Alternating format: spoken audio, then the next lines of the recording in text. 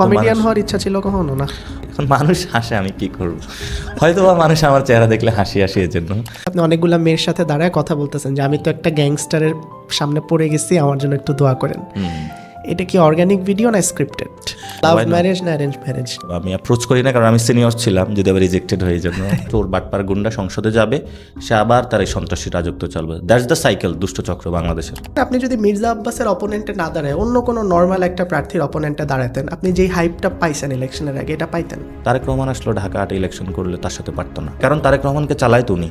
Care Tarique রহমানকে কেন? এটা is very weak person, that's why eye care him so much. দেশের প্রধানমন্ত্রী হয়ে গেল, আপনি বলতেছেন বিগ পারসন। উনি যেভাবে কান্ট্রিকে লিড দিচ্ছে, মানে একটা গর্তের মধ্যে বাস নিয়ে যাচ্ছে, নুরুর প্রতি আমার হা হা আসে। হারিয়ে দিলেন, আপনার বন্ধু তো এমপি হয়ে গেছে। একজনের হলো ধরেন বড় ব্যবসায়ের সুযোগ ছিল, সে বদনা বিক্রেতা হয়েছে, তখন হলো হা হা রাখবে না, এটা হলো বিষয় আর কি। আর কাউকে খুঁজে পাচ্ছি না। ভাবি এটা দেখবে এসব, আপনি খুঁজে পাচ্ছেন না মানে? যে বাইরে মেয়েরা যে এত সেলফি তুলতে জন্য ঘিরে ধরে, বাসায় যখন যান ভাবি বকা দেয় না? আপনি দিনে কতবার শব্দটা বলেন? আপনাকে যে অনেকে ডারবি নাসির বলে, আপনার এটা কেমন লাগে? এনজয় করেন? দুঃখ প্রকাশ করি আর দোয়া করি যাতে আল্লাহ তাআলা ডার্বি থেকে হেফাজত করে। যুবদলের নয়ন ভাই একবার আপনার বাসার ঠিকানা চাইছিল, উনি কি আপনাকে কোনো থ্রেড দিছে বা কিছু বলছে?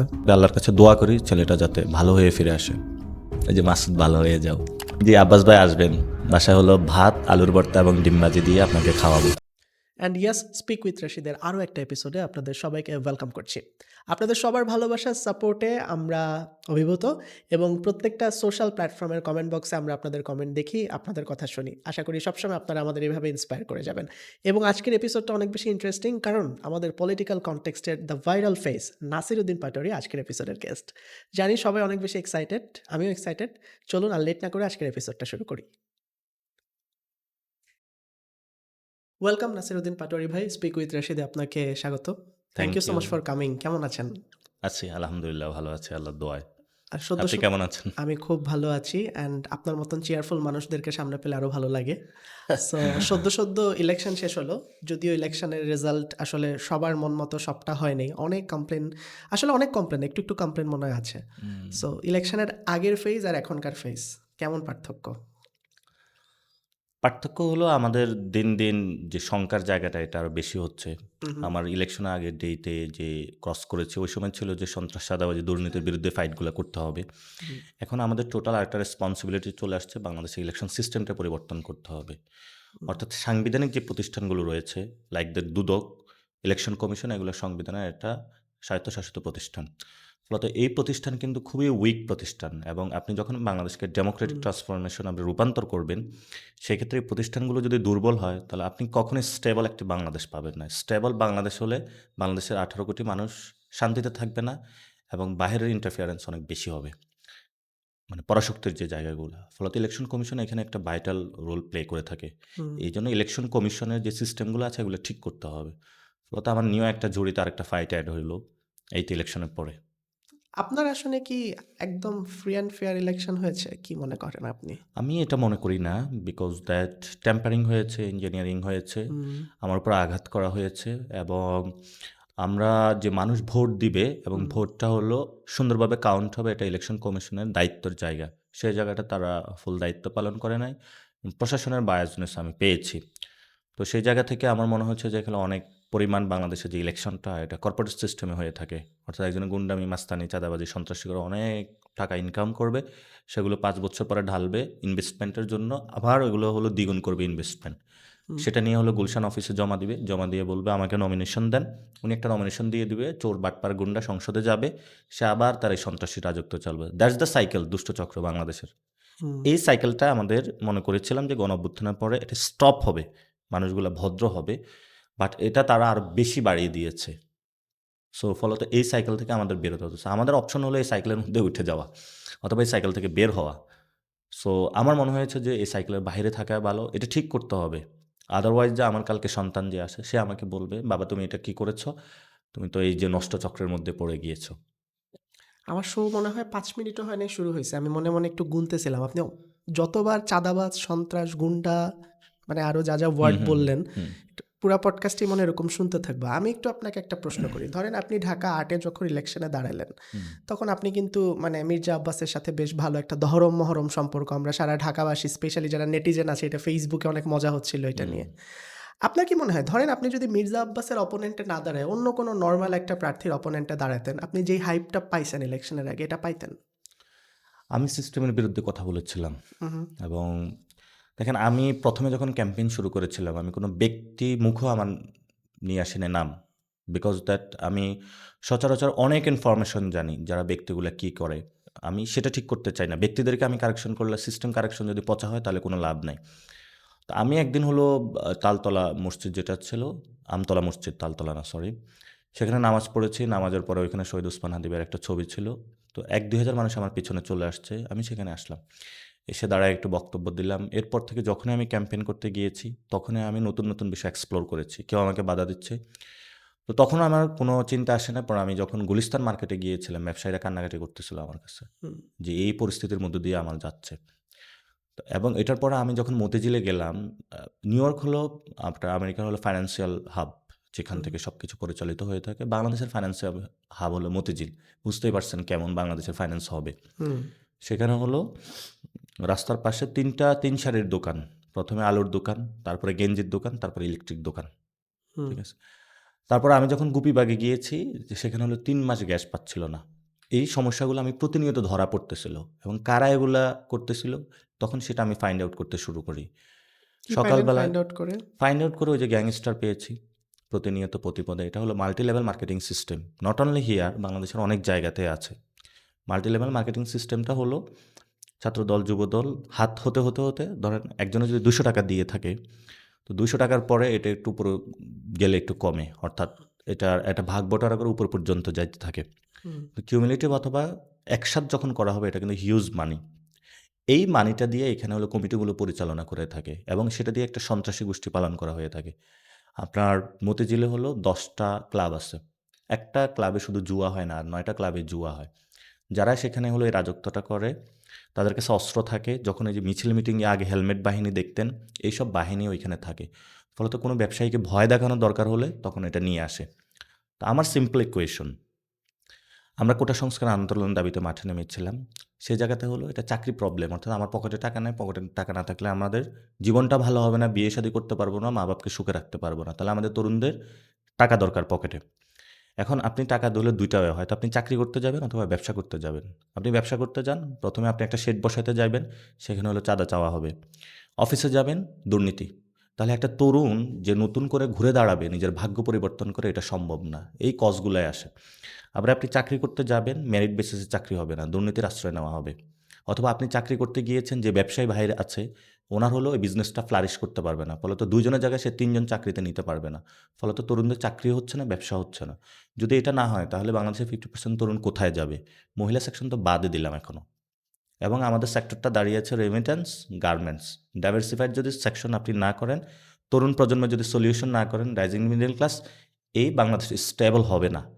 এবং এই বাংলাদেশে এভাবেই থাকবে। যে ইচ্ছা যে আইসায় ওইখানে কখনো ব্রিটিশরা আসবে, কখনো পাকিস্তানিরা আসবে, কখনো ভারতীয় আসবে, কখনো চায়না আসবে, রাজত্ব করে চলে যাবে, চুষে-পুষে সবাই শেষ করে যাবে। তো ফলত এই চক্র থেকে বের হওয়ার জন্য ১ম এ যে জায়গাতে কাজটা হবে স্টেট লেভেলে। বাট বাংলাদেশে স্টেট বলে কিছু নাই। দ্যাটস দ্য পলিটিক্যাল একটা গভর্নমেন্ট হয়, কোনো স্টেট গভর্নমেন্ট হয় না। এই পলিটিক্যাল যে গভর্নমেন্টটা, এটার যে দুষ্ট চক্র ফাইন্যান্সিয়াল অর্থাৎ পলিটিক্যাল ফাইন্যান্স, সেই চক্রটা হলো এটা। এটা যদি আপনি ভাঙতে না পারেন, তাহলে যতই আমরা এই টক শো বিভিন্ন জায়গায় ভালো কথা বলি লাভ নাই। যতই হুম। সবাই মসজিদে নামাজ পড়ি লাভ নাই। যতই ভালো সাজি লাভ নাই। ফলত এই কোর জায়গাটা হলো আমাদের ঠিক করতে হবে। সেকেন্ড ওয়ান সেটা আমি বলেছি যে পলিটিক্যাল কালচারাল সিস্টেম, সবাই সহিষ্ণুতাভাবে চলা, সবাই একে অপরের সাথে মিশে চলা এবং সাথে, সাথে যে সিস্টেমটার মধ্য দিয়ে ভালো লোকগুলো আসবে সেই সিস্টেমটা ঠিক করা, লাইক দ্যাট ইলেকশন কমিশন। আমার এই সিম্পল ইকুয়েশন আমি কাজ করতেছি এবং সেটা নিয়ে আমি করে যাব যতদিন পর্যন্ত আমি ঠিক না করতে পারি। ধরেন আপনি যে এক্সাম্পলটা দিলেন ঢাকা হাট, এটা সবাই জানে যে ওইটা খুব একটা মেজর কোর এরিয়া এবং আপনি যে জুয়া ক্লাব, তারপরে হুম, আধিপত্যবাদের যে কথাটা বললেন, হুম, ট্রু। হুম, এটা যারা হুম। দেখবে তারাও রিলেট করতে পারবে। তো আমার প্রশ্ন হচ্ছে ধরেন আপনি যদি ইলেকশনে উইন করে যাইতেন, এইটা তো জি। ধরেন ওই এরিয়ার পুরো একটা ইকোসিস্টেম আমি হুম, যদি খুব সহজ করে বলি। হুম। আপনি একা নাসিরউদ্দিন পাটোয়ারি এই জিনিসগুলা কিভাবে বন্ধ এই করতেন? বাহিনীগুলো আমার দরকার হতো না। আচ্ছা, দরকার হতো না। না, আমার দরকার হতো না। লাইক দ্যাট এই বাহিনীগুলো আমার কারো উপরে সন্ত্রাসী কার্যক্রম করার দরকার হতো না আমার। হুম, হুম। আমি তো এই টোটাল লেয়ারটাই বাদ দিয়ে দিতাম। যে লেয়ারটার উপরে ডিপেন্ড করে এই পার্টিগুলো চলে থাকে, সেই লেয়ারটা আমি বাদ দিয়ে দিতাম। ওকে। মানে কিভাবে? আমাদের তো এই সিস্টেমটা দরকার হয় না যে আমার একটা ব্যবসায়ী থেকে জোর করে টাকা নিয়ে আসতে হবে। তো ধরেন ওই লেয়ার বাদ দিয়ে আপনি নাসিরউদ্দিন পাটোয়ারি আবার যদি নতুন লেয়ার ক্রিয়েট করতেন তখন কি হইতো? আমার লেয়ার একদম সিম্পল ছিল। ওকে। আমি হুম, ৮টা ইশতেহার দিয়েছিলাম। আমি সেখানে বলেছিলাম, যারা ব্যবসা করবে শান্তিতে ব্যবসা করবে। আমি তার থেকে টাকা নিব না। হুম, হুম, আমরা হলো গভর্নমেন্টের একটা লাইসেন্স তাদেরকে দিয়ে দিব। মানে ফুটপাতে যারা আছে তাদেরকে লাইসেন্স দিয়ে দিব। ঢাকা হাটে প্রচুর পরিমাণ জায়গা আছে যেটা হলো দখল হয়ে আছে। সেই জায়গাগুলো দখলমুক্ত করব। মাল্টি কমপ্লেক্স বিল্ডিং বানাবো, তাদেরকে সেখানে পুনর্বাসন করব। গভর্নমেন্টের একটা লাইসেন্স পাবে। গভর্নমেন্ট তাদেরকে নিরাপত্তা দিবে। হুম, কোনো দলীয় গুন্ডাপান্ডা তাদেরকে নিরাপত্তা দিব না। That's the simple equation. এবং আমরা এটা দিয়ে চেঞ্জ করে দিতাম একটা। সেকেন্ড ওয়ান হলো, যারা আমাদের এখানে বাচ্চারা আছে খেলাধুলা বিভিন্ন জায়গায় করতে পারে না, কারণ যে মাঠগুলো রয়েছে সেগুলো দখল হয়ে আছে। হয়তো গরুর হাট দখলের জন্য কাজ করে, অথবা দেখা গেছে এলাকার যারা আছে এই ক্লাব ওই ক্লাবে খেলাধুলা করে, কিন্তু বাচ্চাদের জন্য ওই ধরনের এনভায়রনমেন্ট নেই। হুম, আমরা ওটা স্টুডেন্টদের জন্য, বাচ্চাদের জন্য এনভায়রনমেন্ট ফ্রেন্ডলি বানাইতাম। আরটা হলো, ধরেন আপনার বাবার বয়স হচ্ছে 60 ইয়ার্স, উনি কিন্তু জিমে যায় জিম করবে না, ওনার একটু আকাশ বাতাস দেখতে ভাল লাগে। তো ফলত দেখবেন রমনা পার্কে যখন যাবেন অনেক একসাথে আইসা ব্যায়াম করে। হুম, তো সব মানুষ যে মতিঝিলে থাকে, শাহজাহানপুরে থেকে, সে তো রমনা পার্কে আসতে পারে না। তাহলে সেখানেও তার জন্য বানাইতে হবে। সেখানে তো অনেক রেলের জায়গা আছে যেগুলো দখল করে রাখা হয়েছে। আমরা এগুলো সিম্পলি দখলদার উঠায় সেগুলোকে কনভার্ট করে দিতাম। এটা খুবই ইজি। মানে এটা যে কোনো আ আ মানে রকেট সায়েন্স না যেটা আমরা সলিউশন করতে পারব না। সিম্পল, অর্থাৎ আপনি আমি যেভাবে জীবন পরিচালিত করতে হবে, বাসাতে ময়লা আছে একটু পরিষ্কার করে দিতে হবে। অর্থাৎ একজন আপনার আগে বাসায় ছিল ভাড়াটিয়া, ও খুবই অগুছালোভাবে বাসাটা রেখেছে, আপনি একটু গুছিয়ে রেখেছেন, দ্যাটস ইট। আমাদের সব কিছুই আছে। এই স্টেটের মধ্যে পুলিশ ডিপার্টমেন্ট আছে, লোকাল গভর্নমেন্ট ডিপার্টমেন্ট আছে, ফাইন্যান্স ডিপার্টমেন্ট আছে। জাস্ট সিস্টেমেটিক আকারে নিয়ে আসতে হবে। স্টেট এবং জনগণের মধ্যে কোনো গুন্ডাপান্ডা থাকতে পারবে না। স্টেট এবং জনগণের মধ্যে সেবাটা একসাথে নিয়ে আসতে হবে। আর সেই জায়গাটা হলো পলিটিক্যাল পার্সনদের কাজ। অর্থাৎ আপনি দেখেন, স জনগণ, আরেকটা হলো সরকার, আরেকটা হলো স্টেট, আরেকটা হলো পলিটিক্যাল পার্টি। তাহলে জনগণের যদি 18 কোটি হয়, কিছু সামষ্টিক মানুষ গিয়ে ম্যানেজমেন্ট করার জন্য একটা পলিটিক্যাল পার্টি গঠন করে। এই পলিটিক্যাল পার্টি জনগণের রায় নিয়ে তারপরে গভর্নমেন্ট ফর্ম করে। গভর্নমেন্টটা কিন্তু আর তখন পলিটিক্যাল পার্টি থাকা উচিত না। এজন্যই সংস্কার আমরা বাস্তবায়নে দিয়েছিলাম। যিনি পলিটিক্যাল পার্টির প্রধান থাকবেন, উনি হলো গভর্নমেন্টের প্রধান হতে পারবেন না। কারণ পলিটিক্যাল পার্টি যারা, তাদের একটা নির্দিষ্ট এজেন্ডা থাকে। তো লাইক দ্যাট এখন যদি জামাত অথবা বিএনপি যে পার্সেন্টেজ ভোট পেয়ে থাকে, এটা কি পুরো রাষ্ট্রটা? এটা তো পুরো রাষ্ট্র না। সে একটা নির্দিষ্ট ভোট পেয়ে থাকে, ম্যান্ডেট নিয়ে যেয়ে থাকে। ফলত যখন যিনি প্রধানমন্ত্রী হবেন, উনি কিন্তু সবার হতে হবে। কিন্তু আমরা যেটা দেখেছি, কখনো প্রধানমন্ত্রী সবার হয় না। প্রধানমন্ত্রী যখন সবার না হয়, তাহলে রাষ্ট্র হলো ফ্র্যাকশন হয়ে পড়ে। এবং এটা যখন হয়ে পড়ে, তখন রাষ্ট্র ডিসফাংশন হয়ে পড়ে। ডিসফাংশন হলে আপনার এখানে যত এই ফ্রিঞ্জ এলিমেন্টগুলো, সেগুলো হলো সুযোগ নেয়। বহির্শক্তি এখানে সুযোগ নেয়। ফলত রাষ্ট্রকে ইউনাইটেড করার জন্য এবং এখানে হলো সুসংহত করার জন্য আমরা প্রধানমন্ত্রী always be neutral person in the form of state. State যিনি প্রধান হবে। এখন আমাদের স্টেট কোনো দলীয় স্টেট হয়ে যায়। তো এগুলা যে খুবই আহামরি খুব জটিল কিছু এমন না। এটা হলো পলিটিক্যাল সায়েন্সে যে পড়াশোনা করে ফার্স্ট ইয়ারের যে ছেলে, 9-10 পরিণতিতে এগুলো আমাদের পড়ানো হয়ে থাকে।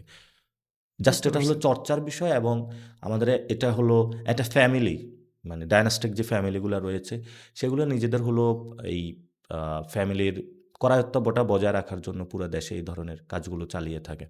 এবং নট অনলি আমি ঢাকা আর্ট ইলেকশন করছি, তারেক রহমান আসলো ঢাকা আর্ট ইলেকশন করলে তার সাথে পারত না। মানে এইভাবে, কারণ তারেক রহমানকে চালায় তো উনি। সো এটা একটা। আরেকটা বিষয় হলো যে ঢাকা আর্ট নিয়ে যে এখানে মির্জা আব্বাস বা কোনো হুয়াবের এখানে যে কেউ হতে পারতো, হুম। অথবা আমি না হয়ে অন্য কেউ হতে পারতো। এখন দেখেন ঢাকা আর্ট, আচ্ছা, আমি একটা কোয়েশ্চেন এড করি। ঢাকা হাটের আসনটা জামাত আমিরের আসনের সাথে নেগোশিয়েট করা হয়েছে, এরকমটা শোনা যায়। আপনার এই ব্যাপারে কিছু বলার আছে?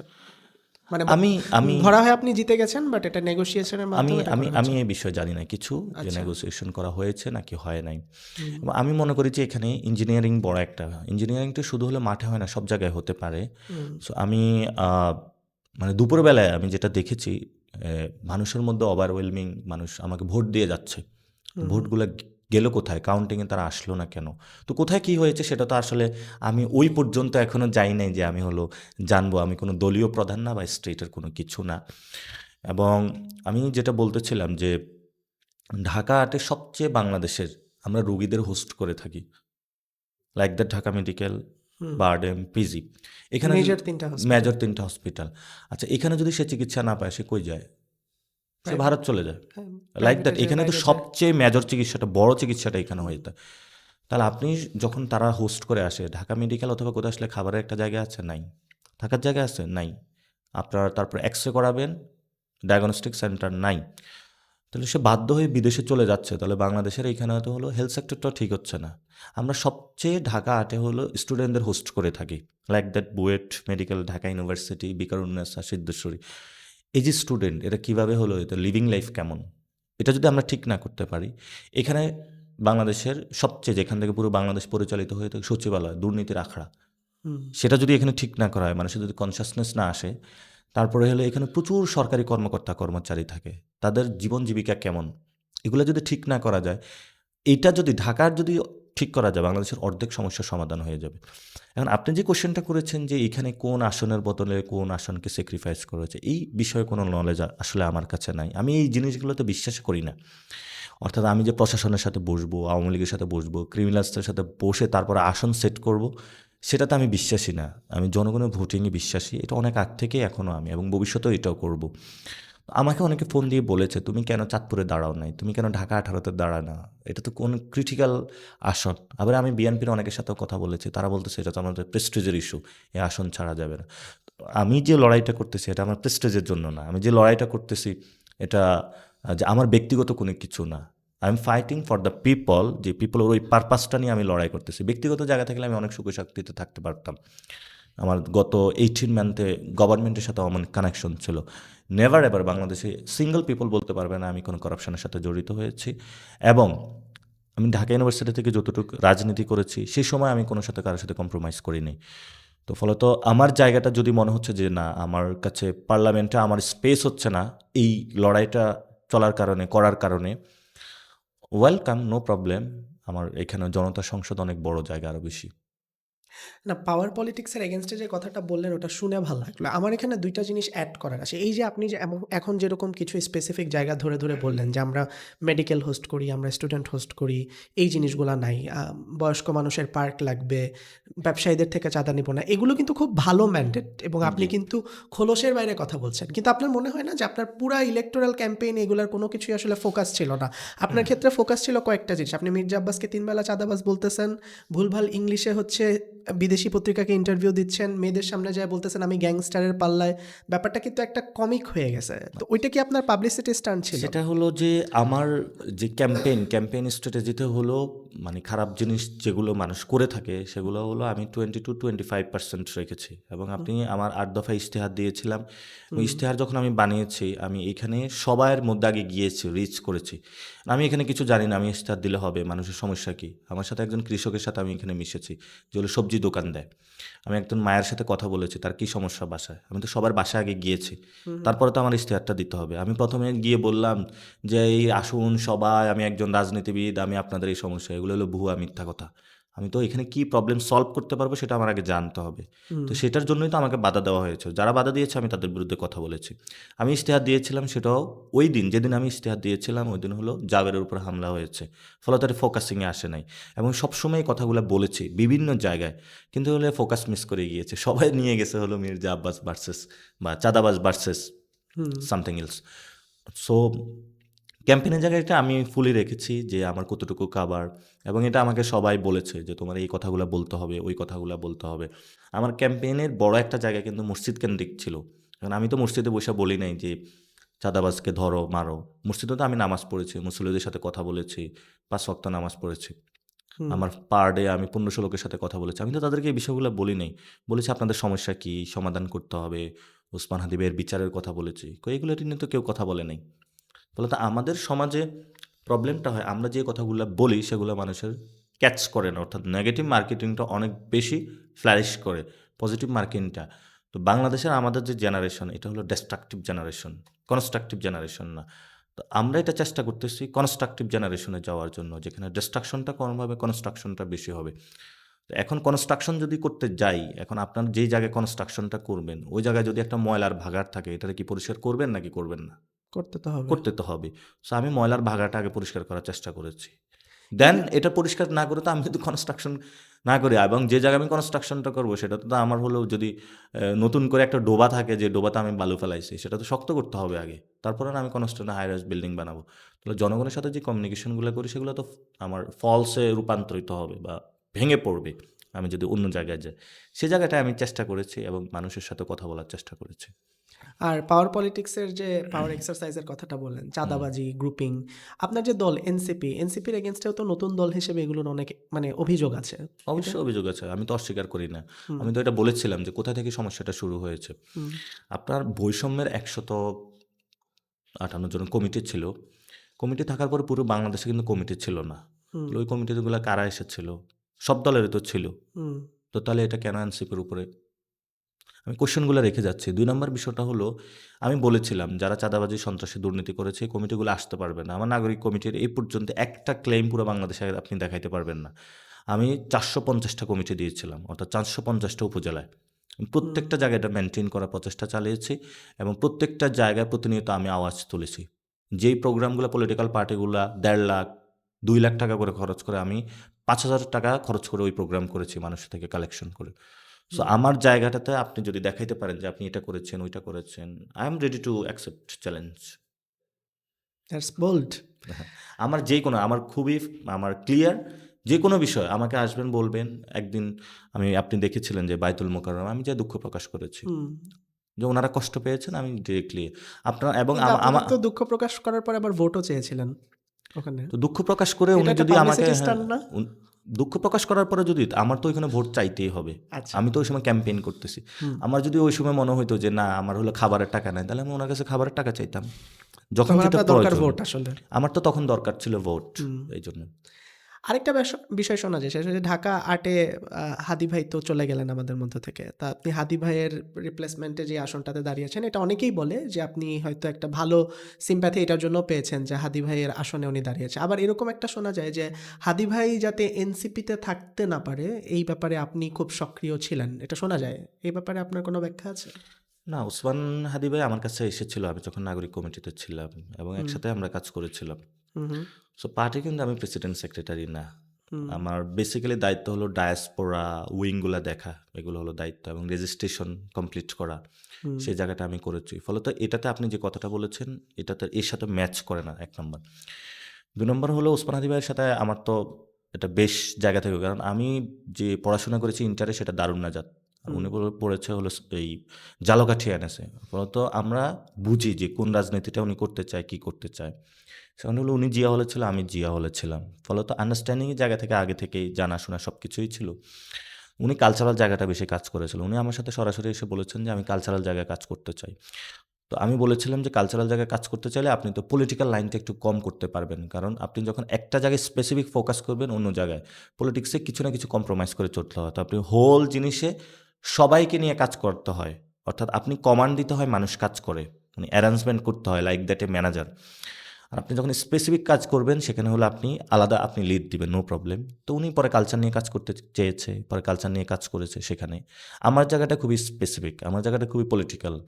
আমি কোনো রিফর্ম অথবা অন্য কোথাও যাই না। যারা সংস্কারবাদী রয়েছে, যারা রেভলিউশনারি রয়েছে, আমি ছোটোবেলা থেকে পলিটিক্যাল, আমি পলিটিক্যাল জায়গাতে কাজ করি।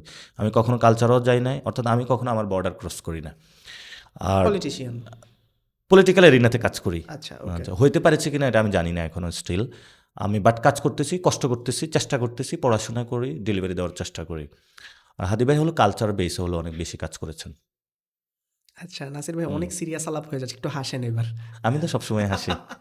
না, ইট লুকস গুড আপনি যখন হাসেন। সো এই যে না, আজকে তো আপনি সিরিয়াস আলাপে ঢুকে গিয়েছেন। হ্যাঁ, শুরুতেই না, এখন একটু ইউটার্ন নিতে হবে পলিটিক্স থেকে। সো মেয়র ইলেকশন আসছে সামনে। এই যে ঢাকাবাসীর এত এত ক্রেজ, এত এত জনপ্রিয়তা, আপনি একটু আগে বলছিলেন অফ ক্যামেরা যে মানুষজন জড়ো হয়ে যায় সেলফি তোলার জন্য। এই জনপ্রিয়তা থেকে এবার মেয়র ইলেকশনে দাঁড়াবেন নাকি, কি ভাবছেন? জনপ্রিয়তা থাকলেই তো যে কোথায় মানে দাঁড়িয়ে যেতে হবে এটা আবার ঠিক না। আমার জায়গাটা হলো ঢাকা ৮ কেন্দ্রিক এখনো, মানে আমার এটা ঠিক করতে হবে। আমি আগে মানুষকে প্রতিশ্রুতি দিয়েছিলাম যে আমি ইলেকশনে হারি বা জিতি আপনাদের সাথে থাকবো। তো আমি যতটুকু যে মানুষগুলোর কাছে রিচ করেছি, আমার এখন দ্বিগুণ কষ্ট করতে হবে। বাকি মানুষের কাছে আমি রিচ করতে পারি নাই, ফলত আমি ওইটাতে কাজ করতেছি। তো রমজান কেন্দ্রিক হলো ৩টা ফাংশন থাকে রমজানে। একটা হলো সেহরি, আর একটা হলো ইফতার, আর হলো তারাবি। তারাবি ওটা হলো হার্ডেস্ট পয়েন্ট এবং সেখানে রিয়েল মানুষগুলোকে বেশি খুঁজে পাওয়া যায়। সো আমি এই জার্নিটা নিয়েছি এবং ইফতারের প্রোগ্রামে দেখা যাচ্ছে মানুষের সাথে কথা বলা যায় না, মানুষের অনেক ফ্যামিলি, আমি মনে করি ইফতারটা হলো ফ্যামিলি ফ্রেন্ড সার্কেলের সাথে কাটানো বেশি উচিত। তারাবিটা যেহেতু আমরা সবাই একসাথে মসজিদে একসাথে হই, সেই জায়গাটা আমি নিয়েছি। তো মেয়র ইলেকশন নিয়ে এই পর্যন্ত আমি কোনো থিঙ্কিং করি না যে আমি করব নাকি করব না এটা। কারণ আমি যে ঢাকা 8-এ ইলেকশন করব এটা আমি আগে চিন্তা করি নাই। মানে আমার হলো আমার জার্নিটা হলো খুবই নদীর মতন ফ্লো হতে থাকে, যখন যেটা প্রয়োজন হয় তখন আমি করে ফেলি। এবং আমার জায়গাটাকে অনেকে আমাকে হয়তো একটা নিউ জায়গায় দেখে, যে অনেকের সাথে পরিচিত ফেস দেখে। আমার পলিটিক্যাল লাইফ কিন্তু 15 ইয়ার্স এবং সেখানে আমি অধিকাংশ সময় আমার জায়গাটা ছিল অর্গানাইজার হিসাবে। অর্থাৎ আমি অনেক সংগঠন করেছি, অনেক সংগঠনকে বাংলাদেশে আমি বানিয়েছি। তো আমার লাইফে দুইটা হলো আমি মানুষের দুইটা কাজে ভিজিবল হয়েছি। একটা হলো আমি 54 দিন রাজু ভাস্কর্যে অবস্থান করেছিলাম। ভারতের বিরুদ্ধে কেউ আসলে দাঁড়াতে চাচ্ছিল না তখন। তো আমি 54 কত দিন, সালে? এটা হলো 2020-এ। 2020 আচ্ছা। তো আমি 54 দিন কিন্তু মানুষের সামনে অন ক্যামেরা ছিলাম। অর্থাৎ আমি রাজু ভাস্কর্যে সবার সামনে বসেছিলাম। আমার খাওয়া দাওয়া মানুষ দেখতো, সব কিছুই মানুষ দেখতো, ওয়াশরুম বাদে। আর হলো এই সময় 40 দিনের আমি ক্যাম্পেইনে ছিলাম। এই ক্যাম্পেইনে হলো মানুষ আমাকে দেখেছে। বাকি সময়টা কিন্তু এখন মানুষের সামনে ক্যাম্পেইনে এসেছি, বাকি সময়টা আবারই যখন থাকবো না তখন পড়াশোনাতে আবার মনোযোগ দিব বা ইয়েতে। কিন্তু মানুষের সাথে থাকবো। এখনও আমি ওই ধরনের চিন্তাভাবনা যে মেয়র ইলেকশন করব নাকি করব না, এটা নিয়ে আমি চিন্তাভাবনা করি নাই। যদি সময় আসে, আল্লাহ সুযোগ দেয়, সেটা ভেবে দেখব। না, এবার আমি একদম পারফেক্টলি ইউটার্ন নিচ্ছি পলিটিক্স থেকে। আপনার সেন্স অফ হিউমার অনেক ভালো এবং আপনার ব্যাপারে যেই ব্যাপারটা সবচেয়ে বেশি মানে মানুষ বলে সেটা হচ্ছে যখন আপনি ধরেন কোনো মজার কথা বলতেছেন, আপনার চারপাশে খুব সিরিয়াস মানুষরা থাকলেও তারা হাসি আটকাতে পারে না, কিন্তু আপনার ফেসটা সবসময় নিউট্রাল থাকে, হ্যাঁ। আপনি হাসেন না। এটা কেমনে পারেন? মানে সেন্স অফ হিউমারটা আসছে কোথা থেকে?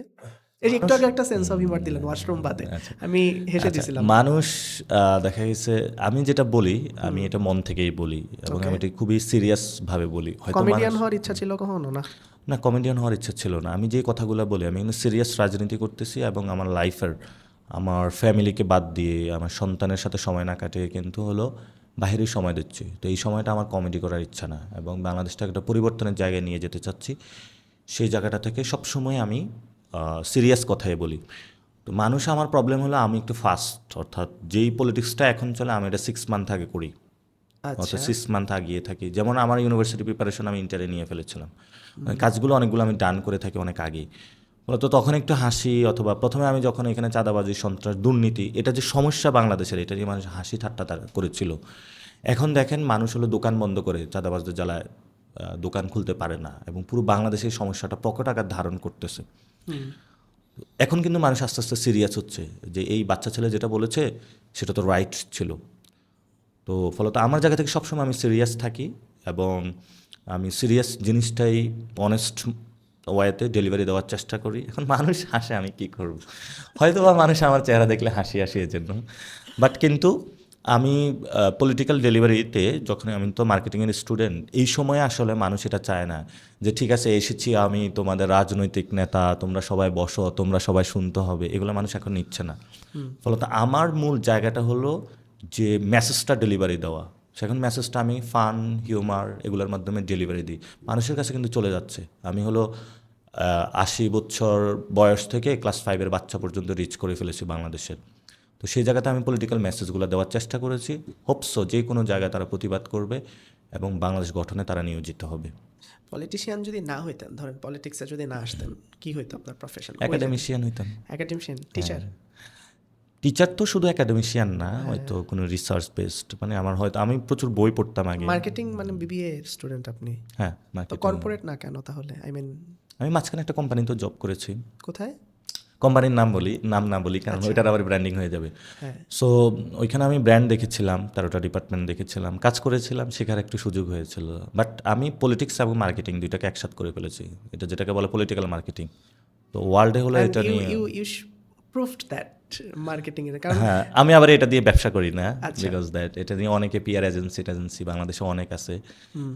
তো আমার কাছে মনে হয় it's supporting body. Politician need it, but politician যারা আছে তাদের নিজের জায়গাতে যদি হয় তখন এইগুলো হলো কাজে লাগে, আদারওয়াইজ এটা কাজে লাগে না। মানে অনেকেই দেখা গেছে অনেক টাকা খরচ করে। যেমন আমার যিনি অপোনেন্ট উনি লন্ডন থেকে হায়ার করে নিয়ে আসছিল এবং অনেকে অনেক জায়গায় ধরেন টেলিভিশনগুলো হলো দখল করেছিল অনেক জায়গায়, বাট আমি ডিফারেন্ট ওয়েতে গিয়েছিলাম। তো ফলত আমার জায়গা থেকে যেটা মনে হচ্ছে যে পলিটিক্যাল মার্কেটিং বাংলাদেশে অনেক জরুরি। আপনার ক্যাম্পেইনে আপনি টোটাল কত টাকা খরচ করছেন এবার?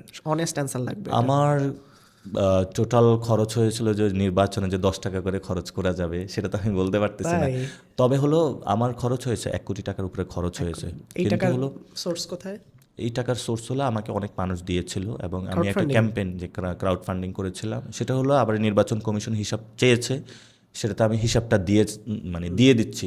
কিছু টাকা ছিল যেটা হলো ডিরেক্টলি আমার নির্বাচন পারপাজে খরচ হয় না, যেমন আমার একটা অফিস নেওয়া হয়েছে। আবার দেখা গেছে যে ওই যে এজেন্টদের যে খাওয়া দাওয়া, অর্থাৎ নির্বাচন কমিশন যে সিস্টেমটা করেছে ওইটা অনুযায়ী পার ভোটারের যে 10 টাকা করে আমার 27 থেকে 28 লাখ টাকার হিসাব আসে। হুম। ইলেকশন ডেতে যারা হলো আমার 108টা কেন্দ্র, এই কেন্দ্রগুলোতে অনেক মানুষ হলো সকাল থেকে রাত পর্যন্ত হলো সে এজেন্ট ছিল। তো তখন কিন্তু আমার তার ফুড ডেলিভারি করতে হয়েছে। তো নির্বাচন কমিশনের যেই টাকাটা, এটা নির্বাচন কমিশন আমি বলেছিলাম যে 1 কোটি টাকার নিচে আসলে করা পসিবল না। ওই মানুষকে তো খাবার বা পানি দিতে হবে, কিন্তু নাহলে তো সে না নির্বাচন খেয়ে কাজ কমিশনের করতে হবে। কনস্টিটিউশনে কত লেখা আছে? 25 lakh if I am not না রং। না, এটা হলো দুইটা সিস্টেম, এটার হ্যাঁ, 25 নাকি 50, আর একটা হলো পার ভোটার 10, টাকা। অর্থাৎ হ্যাঁ 10 টাকা করে খরচ করতে পারবেন আমি। হ্যাঁ।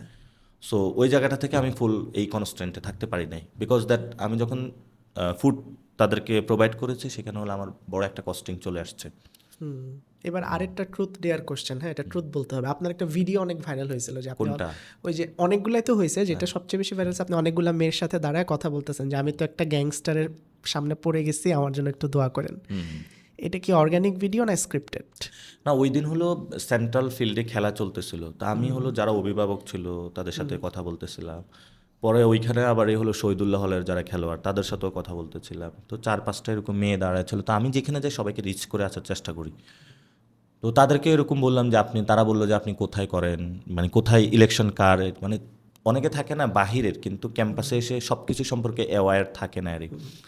ও পারা বললো যে হ্যাঁ এরকম, এটা ফুলি অর্গানিক ছিল। মানে অর্গানিক না হলে মানে অনেক কিছু বানিয়ে করা যায় না। এবং আমার ক্যাম্পেইনে আমি অর্গানিক বেশি রাখার চেষ্টা করেছি, কিন্তু মিডিয়া ছিল, কিন্তু আমার কাজটা আমি অর্গানিক ওয়েতে করতাম যে ঠিক আছে একটু পরে অ্যাকশন হবে, আপনারা এইভাবে অ্যাকশন করবেন, এটা কখনো ছিল না। ফলত আমার খারাপ কিছু এসেছে, ভালো কিছু এসেছে। আমার ফুল জিনিসটাই 40 ডেজ আমি লাইভে ছিলাম, এখান থেকে যে যতটুকু ক্যাপচার করতে পেরেছে সেই ততটুকু নিয়ে। আর যে কোনো জায়গায় গেলে মেয়েরা সেলফি তুলতে আপনার জন্য অনেক পাগল। So do you feel embarrassed নাকি ভালো লাগে এটা? আমাদের এখানে যে অডিয়েন্সগুলো আছে ঢাকাতে, এখানে হলো জেনজিদের মধ্যে হলো উইমেন, আমি ভোটার যে ডেটাটা আছে ওইটা হলো আমি নিয়ে একটু রিসার্চ করেছিলাম, সেখানে উইমেন ভোটার অনেক বেশি পেয়েছিলাম। উইমেন ভোটার, তো তাদের সাথে আমি কমিউনিকেট করার চেষ্টা করেছি, কারণ সাধারণত তারা কোনো পলিটিক্যাল প্রোগ্রামে ডিরেক্টলি আসে না। যে মিছিল মিটিং হচ্ছে দেখবেন, যেমন তারেক রহমানও তো এখানে আসছিল, যে এখানে কতজন মহিলা ছিল, বেশি ছিল না, বাট তারা কিন্তু 50%-এর উপরে ভোটার। ফলত আমার তাদের সাথে কানেক্ট করতে হয়েছে, ওটার জন্য আমি আমার ল্যাঙ্গুয়েজে কমিউনিকেট করেছি।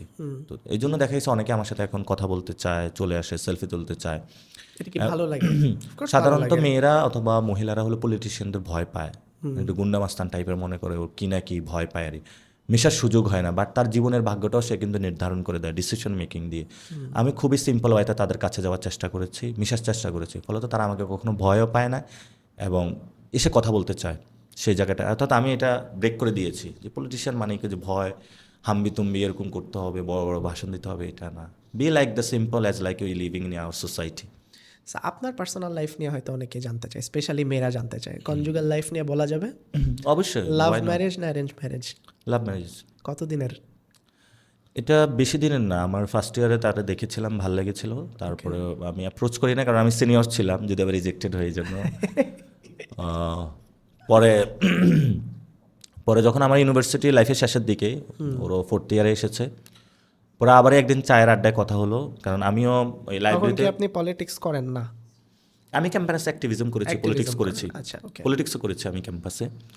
তো আমি লাইব্রেরিতে প্রচুর যাইতাম, কারণ অনেক আমাদের ঢাকা ইউনিভার্সিটির লাইব্রেরিটা অনেক সমৃদ্ধ লাইব্রেরি, এটাতে ব্রিটিশ আমল থেকে অনেক বই আছে যেগুলো আমার পড়তে যেতে হতো, আবার এগুলো নিয়ে আসা যায় না, একদম লিমিটেড ভার্সনে। তো আমি ওইখানে যাইতাম, এটা পড়তাম, ও মানে বিসিএস এর জন্য পড়তে আসছিল।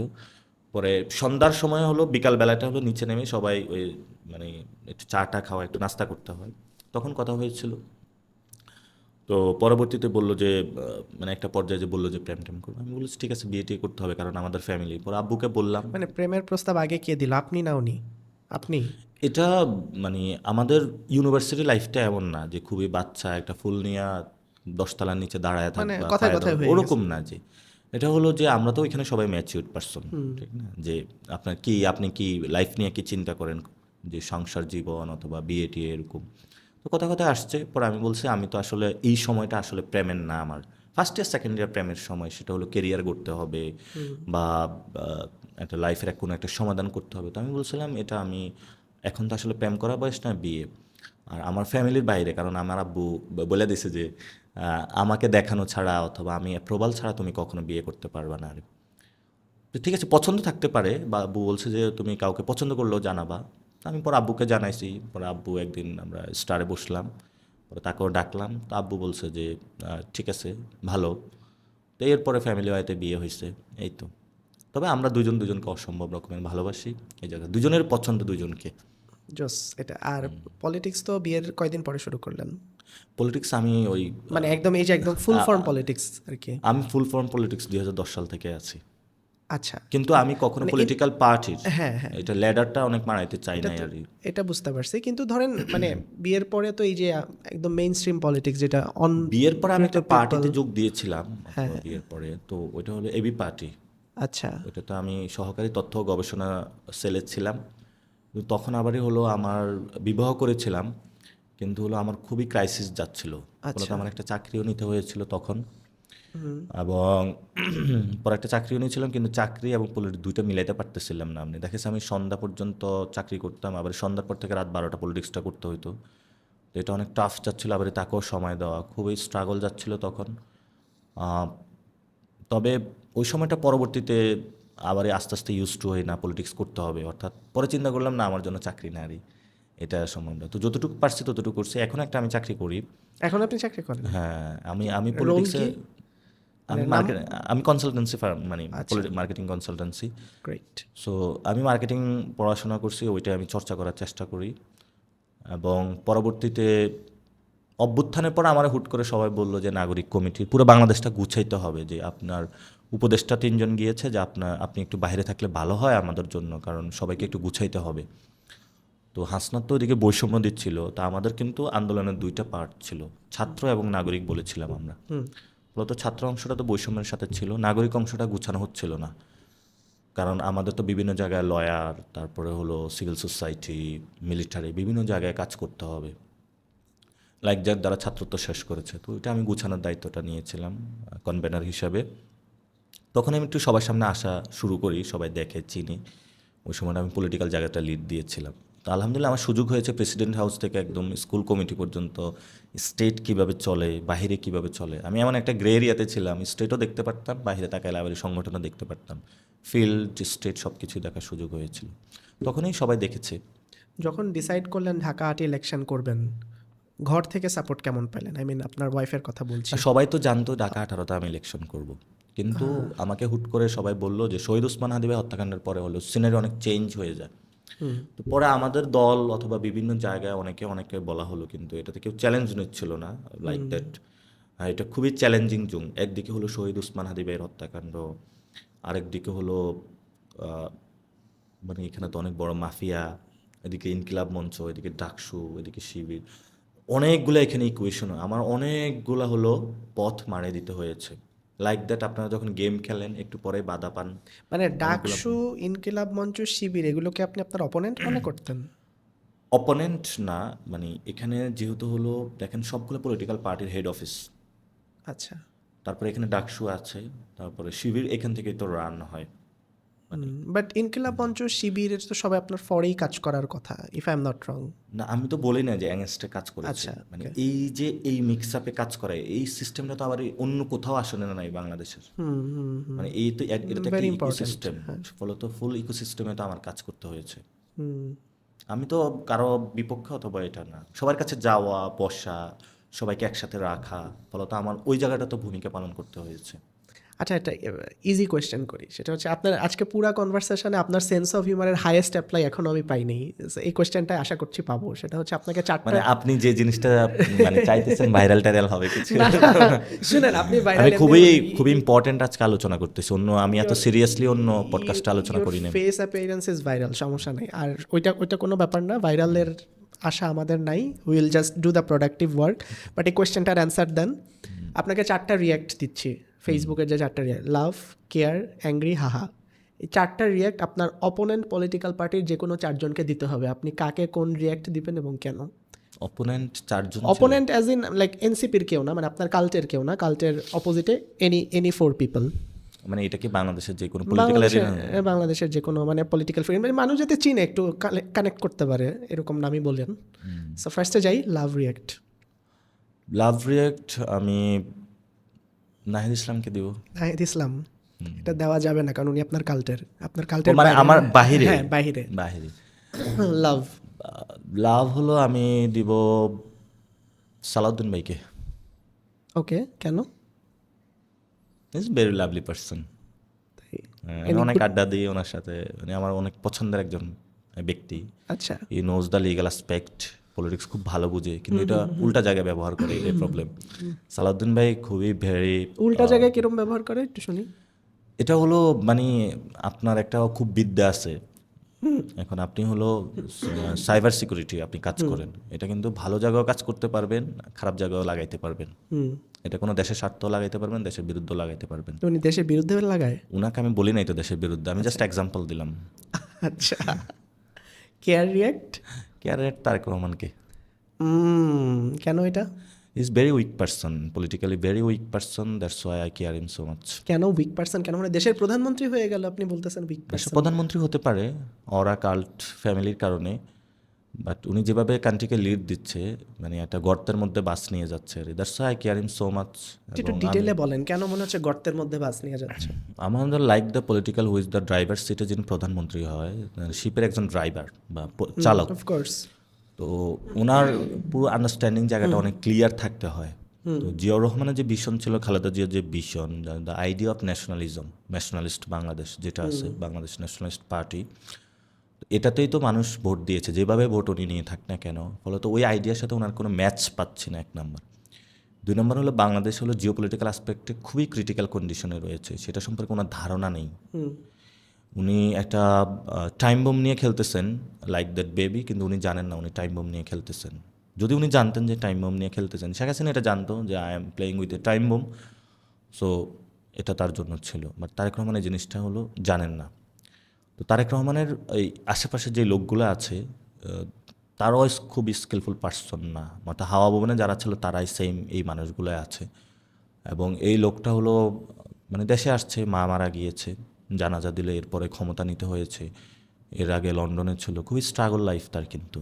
এবং আবার হলো পলিটিক্যাল অনেকে থাকেন একটা ক্যারিশমেটিক একটা লিডারশিপ, ওইটাও নাই তার, আবার কারিশমা ওনার নাই। তো ওই জায়গা থেকে আমি মনে করি যে তারেক রহমানের ওনার জন্য আমার কেয়ারে আসে আর কি। অবশ্য ওনার যদি ওই জায়গাটা ওনার থাকতো, হয়তো বা বাংলাদেশটা আরও ভালো জায়গা। আমি বিএনপি ক্রিটিক করি বা মানে কেয়ার আসে কি, তার প্রতি সিম্প্যাথি কাজ করে আপনার? হ্যাঁ, একটু সিম্প্যাথি কাজ করে। আচ্ছা, অ্যাংরি রিয়াক্ট? লাইক দ্যাট অনেক বড় ভাই থাকে না, উনি সারাদিন পড়ে, তারপরও হলো শেষ পর্যন্ত বিসিএসটা হয় না, কিন্তু তার প্রতি একটা আমাদের কেয়ার আসে না যে। বুঝতে পারছি। আর অ্যাংরি রিয়াক্ট হলো আমার সবসময় এই মানে এগুলা লাইক অফ একটা সার্কেল আছে, এই সার্কেলের প্রতি হলো আমার অ্যাংরি রিয়াক্ট।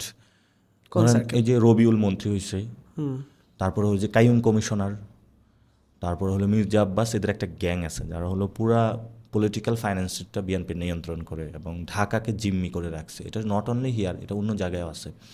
এবং এই গ্যাংয়ের আবার সুপ্রিম কোর্টও আছে, মিলিটারিতেও আছে, সব জায়গায়। মানে এটা তো একটা নষ্ট একটা গ্যাং। এই গ্যাংয়ের যারা পলিটিশিয়ান, আমি তাদেরকে খুব ভালো করে চিনি, আমার এদের প্রতি খুবই অ্যাংরি। মানে তারা দে আর দ্য লাইক পার্টির উপরে দেশের উপরেও কাজ করে। মানে যখন মানে তাদের কাছে দেশও নিরাপদ না। সো এদের প্রতি আমার খুবই angry, because in terms of the my country nothing else. মানে কালকে যদি ধরেন একটা ইন্ডিয়া থেকে অস্ত্র চালানো অথবা কোথায় আসে, তারা টাকার জন্য যে কোনো কিছু করে ফেলবে। দে আর দ্য মানে লাইক সো ফলত অনেক মানুষ থাকে, ঠিক আছে ও খারাপ হলেও কিন্তু দেশকে ভালোবাসে, যেমন ইন্ডিয়ানের মধ্যে এটা আছে। সে 2 নাম্বার লোক হলো দেশের যখন কথা চলে আসে সে ওইখানে স্টপ হয়ে যায়। হুম তারপরে দেখেন পাকিস্তানে যারা গ্যাংস্টার ছিল, দাউদ অথবা অন্য যারা ছিল, তারা কিন্তু দেশের প্রশ্ন যখন আসে তখন তারা ইউনাইটেড হয়ে যায় বা ওইখানে স্টপ হয়ে যায়। But these are the culprit person যারা কখনোই দেশ, পার্টি, মানুষ কোনো কিছুই মানে না। হা তারা একটা রিয়াক্ট নষ্ট হা রিয়াক্ট। নুরুর প্রতি আমার হা আসে। কেন? ও কি যে কখন বলে, ও আমার বন্ধু মানুষ, একবার বলে আওয়ামী লীগ, একবার বলে বিএনপি, একবার বলে জামাত। ওর হা কোনো রিয়াক্ট দিলেন, আপনার বন্ধু তো এমপি হয়ে গেছে। হয়েছে, সমস্যা নাই তো। এবং আমি তার উত্তরোত্তর সফলতা কামনা করি। একটা সময় মানুষ তাকে বলছিল যে বাংলাদেশের প্রধানমন্ত্রী, অনেকের আমি মুখে শুনেছি। আবার হলো তার কথার খুব ভালো স্ট্রেংথ জোন আছে, is very good person. But ওই থাকে না, মানে মানুষের এমন একটা ইয়েতে চলে আসে তখন হা দিবে না। মানে যখন একটা মানুষের উপর আপনি আশা দেখতেন বা ভালো, আরও ভালো করার সুযোগ ছিল, সে যখন একটা একজনের হলো ধরেন বড় ব্যবসায়ের সুযোগ ছিল, সে বদনা বিক্রেতা হয়েছে, তখন হলো রাখবে না, এটা হলো বিষয় আর কি। So it is my close friend, আমরা একই ইয়ারের। ওর প্রতি খুবই আমার মানে তার যে জায়গাটা সে কাজে লাগায় নাই। নাসির ভাই, it was a very good conversation, but আজকের পুরো কনভারসেশনে আপনি অনেক সিরিয়াস। এত সিরিয়াস কেন? আপনি কি ডিসাইড করে নিয়েছেন যে সিরিয়াস থাকবেন এখন থেকে? ঠিক আছে, তাহলে হাসি খুশি থাকবো। আপনি সবচাইতে বেশি হিউমারাস কাজ অনেকগুলোই করছেন। একটা হচ্ছে আপনি একটা স্পেসিফিক পার্টির এগেনস্টে বোধহয় কোনো একটা শোতে গিয়ে একটু ভুল মন্তব্য করছেন, দেন তারা পরের দিন আপনার এগেনস্টে প্রতিবাদ করার জন্য বায়তুল মোকাররম দাঁড়ালো এবং দেখলাম পিছনে আপনি দাঁড়ায় আছেন। এই যে কারেজটা, এটা মনে হয় আমরা বাংলাদেশে কোনো পলিটিশিয়ানের দ্বারা এখনো দেখি নাই। এটা আপনার কেন মনে হলো এটা করা উচিত? আমার মনে হয়েছে বাংলাদেশের ভিতরে যারা, এখানে আমার কোনো শত্রু নাই, বাংলাদেশের বাইরে আছে, তো ওরা আমার প্রতিবাদ করতেছে, বিক্ষোভ করতেছে অথবা ওদের মনোকষ্টে পেয়েছে, তো মানুষগুলোর কাছে আমার যাওয়া প্রয়োজন। আমাকে সবাই নিষেধ করেছে যে আপনি সেখানে যাবেন না, যে কোনো হামলা হইতে পারে। আমি বলছি না, যাই দেখি কি বলে। গিয়েছিলাম, পরে সেখানে দিয়ে স্টেজ শো ছিল আর কি, অনেকগুলো দলীয় লোক নিয়ে তারা এসেছে, তারপর আমি কথা বলতে চেয়েছিলাম, তো পরে তারা প্রোগ্রাম শুরু করেছে, দেখে যে পিছনে আমার এর মধ্যে ওরা হাসাহাসি শুরু করেছে। পরে আমি তাদের সাথে কথা বলতে চাইলাম, তারা স্পেস দিল না। একটু পরে ওই যে ব্যাং যেভাবে হলো পুকুরের মধ্যে লাফ দিয়ে পড়ে, একটু পরে দেখি যে প্রোগ্রাম রাইখা ওইভাবে নিচে লাফ দিয়ে পড়ছে। আমি কই, ভাই দাঁড়ান, ওনারা আর ফিরে আপনার তাকায় না। ভয়ে মানে ওরা আসলে এই পরিস্থিতি কখনো দেখে নাই, তো এক্সপেক্টই করে নাই। এক্সপেক্ট করে নাই। আর এটা আসলে কেউ বাংলাদেশে ওই সংস্কৃতিটা নাই, আমি সংস্কৃতিটা ব্রেক করতে চাইছিলাম। যে বিরোধী দল থাকবেই অথবা বিপক্ষ মত থাকবেই, তাদের সাথে গিয়ে কথা বলবো, হয়তো উনি রাইট অথবা আমি রাইট। উনি যদি সঠিক হয় তাহলে আমি ওইটা মেনে নিব, আর আমি যদি সঠিক হয় উনি আমারটা মেনে নেবে, এছাড়া তো আর কোনো কিছু নেই।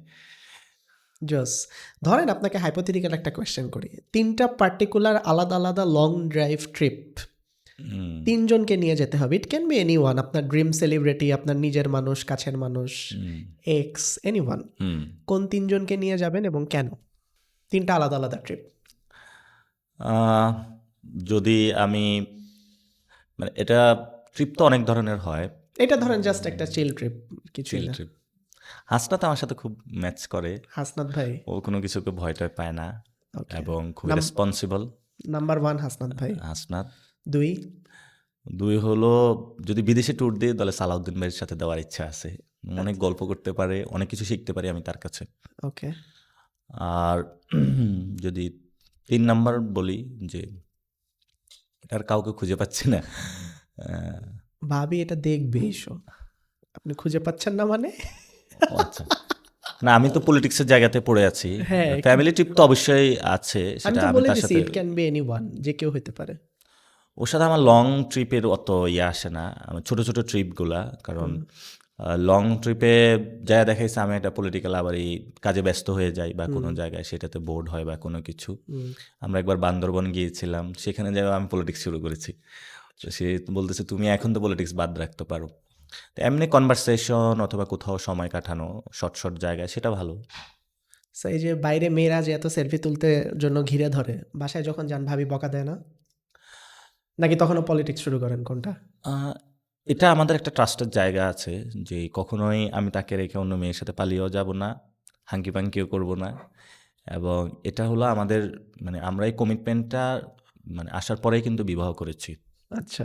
তো তো ফলত সেও জানে যে আমারও তারপরে 100% আমি যদি বাসায় 1 বছর নাও থাকি, সেও যে কোথাও কারো এরকম নক দিবে, কথা বলবে, সেটাও সে করবে না। আমাদের কনফিডেন্স লেভেলটা হলো হাই। তো ওই জায়গাটা থেকে আ তারও ট্রাস্টের জায়গাটা আমি রাখি। কখনো হলো আমি বর্ডার ক্রস করি না হুম, বা কোনো কিছু, সেই জায়গাটা নাই। যদি মনে হচ্ছে যে না আমাদের মনোমালিন্য হচ্ছে, বনিবনা হচ্ছে না, স্ট্রেট ফরওয়ার্ড আমরা বলব, "ভাই তোমার সাথে থাকতে ভাল লাগতেছে না।" ও বলব যে, "ভাই তোমার সাথে থাকতে ভাল লাগতেছে না।" তো আমাদের এই জায়গাটা হলো আমরা একদম ওপেন হুম, এবং অনেকে আসে, তোলে, চলে যায়। অনেকে একটু বেশি ক্লোজ হয়ে যায়। মানে এটা তো আসলে আমার উপর থাকে না, মানুষের যে জায়গাটা। তো আমি চেষ্টা করি যে সবার সাথে কমিউনিকেট করার জন্য, বোন হিসাবে, মা হিসাবে এবং সবার ওই কথাটা শোনার জন্য হুম, চেষ্টা করি। আমার জায়গা থেকে আমি খুবই স্ট্রেট ফরওয়ার্ড।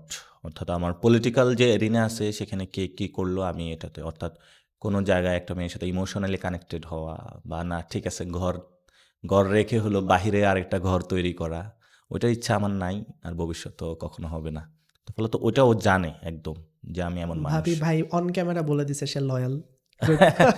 হ্যাঁ, ও আমার প্রতি লয়াল, আমি ওর প্রতি লয়াল এবং একটা জায়গায় আমরা এই জায়গাটা খুবই নিজেদের জায়গায় আছে এবং আমাদের এটাও কথাবার্তা আছে।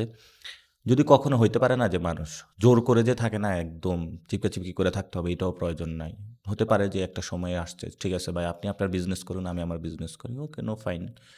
বাট কিন্তু এখানে আমার রিলিজিয়াস একটা বিষয় আছে। সেটা হলো যে আমি ফ্যামিলিকে অনেক গুরুত্ব দিই। অর্থাৎ ফ্যামিলি যাতে কখনো ব্রেক না হয়। হুম, অর্থাৎ আমার এটা একটা প্রায়োরিটি বেসিসের জায়গা থাকে। অর্থাৎ দেখা গেছে আমি সারাদিন যেখানে ঘোরাঘুরি করি না কেন, রাত যদি ৪টা বাজে বাসায় চলে যাওয়ার চেষ্টা করি। যাই ১ ঘন্টা ১০ মিনিট হলো সময় দেওয়ার চেষ্টা করি। আমি যত দূরে যাই না, অর্থাৎ মানে আমার দিন শেষে হলো খুঁটিটা বাসায় থাকে। এটা হলো বিষয়। একটা ডিপ কোয়েশ্চেন, আমাদের দেশের পলিটিশিয়ানরা দেখি যে নিজেদের বাচ্চাদেরকে কখনো দেশে রাখে না, বিদেশে পড়ায়। What's your thinking? আপনি কি চান আপনার বাচ্চা ইন ফিউচারে বাংলাদেশে পলিটিক্সে আসুক, নাকি সে পলিটিক্সের বাইরে বিদেশে থাকবে? তার যা মন চায় সে করুক এবং আমি তাকে ফর্মাল এডুকেশনের জন্য কখনো চাপ দিব না। হুম, কারণ আমাদের যে ফর্মাল এডুকেশন, এটাতে যেই ধরনের হলো একটা নির্যাতনের মধ্য নিয়ে বাচ্চাদেরকে নেওয়া হয়, হুম, ফলত সে কিন্তু লার্ন করতে পারে না। তো ওর যেটা ইচ্ছা ও যেটা লার্ন করবে, আমি তাকে সাপোর্ট দিব।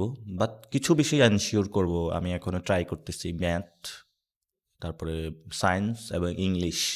হুম, আর আমাদের যে অ্যারাবিক রিলিজিয়াস যে জায়গাটা আছে, যাতে নামাজ রোজাতে সব কিছু ঠিক করতে পারে, আমি 4টা জিনিসে ফোকাস করতেছি। আমার এই 4টা জিনিস হলো ফোকাসিং এরিয়া।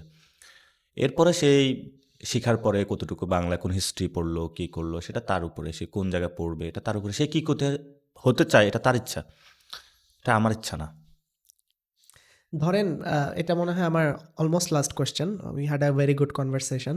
চালান, সমস্যা নেই আরো। আরো চালাবো? মানে এখন ভাল লাগতেছে। তাই? এই যে এখন তো politics রিল্যাক্স মোডে, সিরিয়াস রিল্যাক্স কোনো মোডে। আলোচনা নেই। আচ্ছা হ্যাঁ, তাহলে পলিটিক্স আর না ঢুকি, হ্যাঁ? হ্যাঁ। নাকি ঢুকবো? পলিটিক্সেও ঢুকেন না, সমস্যা নেই। আচ্ছা ধরেন আপনি মেয়র ইলেকশনে দাঁড়াইলেন। হুম, মানে হাইপোথেটিক্যালি ধরলাম আপনি দাঁড়াই গেলেন। হুম। আপনার বেসিক ৩টা ম্যান্ডেট বলতে পারবেন যে এই ৩টা আমি ঢাকার জন্য দিব, ওই ৩টা ম্যান্ডেট দ্যাটস ওয়াই মানুষ ঢাকাতে আপনাকে চুজ সবচেয়ে করবে। বেশি সমস্যা আমরা প্রতিনিয়ত যে সমস্যাগুলা পড়ি সেটা হলো মানে চলাফেরা, ট্রান্সপোর্টেশন। আরেকটা জিনিস হলো এই যে লিভিংয়ের কস্ট লাইফ, যে কষ্ট হচ্ছে, অর্থাৎ আপনি ঢাকাতে যে পড়াশোনা করতে আসুক অথবা যারা চাকরি করে, হুম, সবার কিন্তু হলো এই লাইফ বিয়ার করা সম্ভব হচ্ছে না আরই, বিশেষত ঢাকা 8-এ। হুম, আর আমাদের আরেকটা জিনিস হলো আমাদের এই কমিউনিকেশন, আরেকটা হলো আমাদের এই যে লিভিং লাইফ, অর্থাৎ আপনি যেখানে থাকবেন। আরেকটা হলো ফুড। আপনার যে ফুড যে সিস্টেম এখানে আছে, পুরো জিনিসটাই হলো করাপ্টেড সিস্টেম। সেই জিনিসগুলো 3টা জিনিসই ভালো, অর্থাৎ আমি খাইতে চাই, ভালো মতন থাকতে চাই, ভালো মতন চলতে চাই। সিম্পল জিনিস। ইজি হিসাব। ইজি হিসাব। মানে আমরা পলিটিক্সটাকে অনেক কঠিন করে ফেলি। আপনি কি আপনি লাইফে কি ভালো থাকতে চান? ওখানে একটা ভালো বাসায় থাকতে চান। আমাদের যে বেডরুমগুলা অথবা বাসাগুলা, এগুলো 4 রুমের।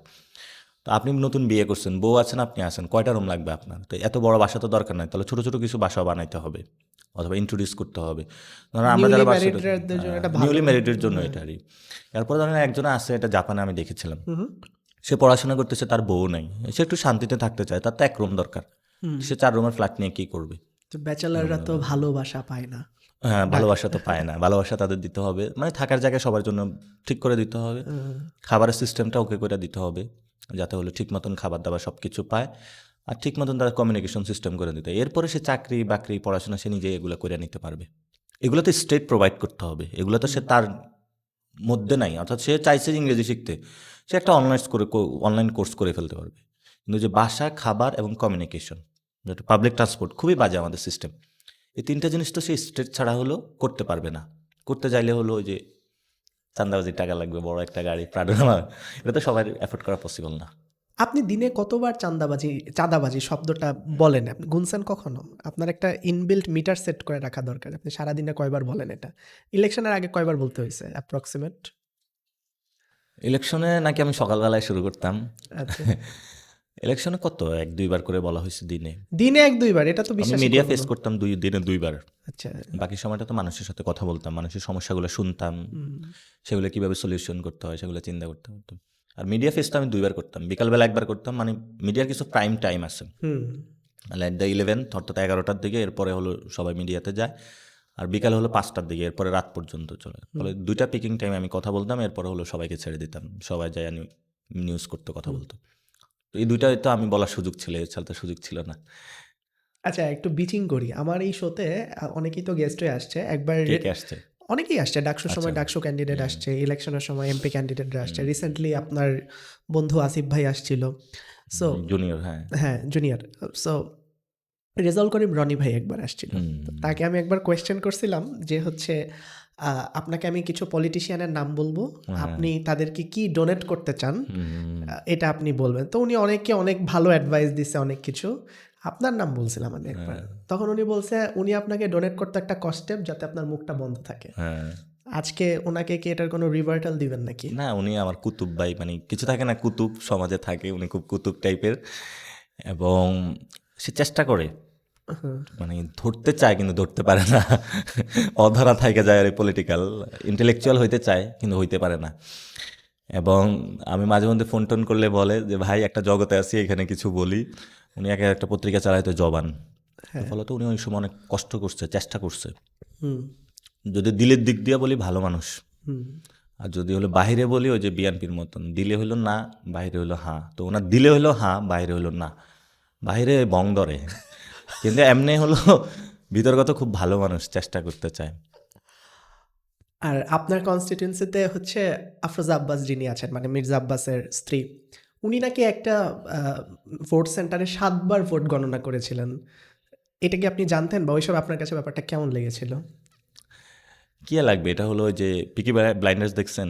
হ্যাঁ, এটা দেখছি। একটা সিরিয়াল ড্রামা। ওইখানে আপনার যেটা হয়েছে, মানে ফ্যামিলির সবাই হলো এই গ্যাংস্টার টাইপের থাকে, মানে জড়িত হয়ে যায় আর কি।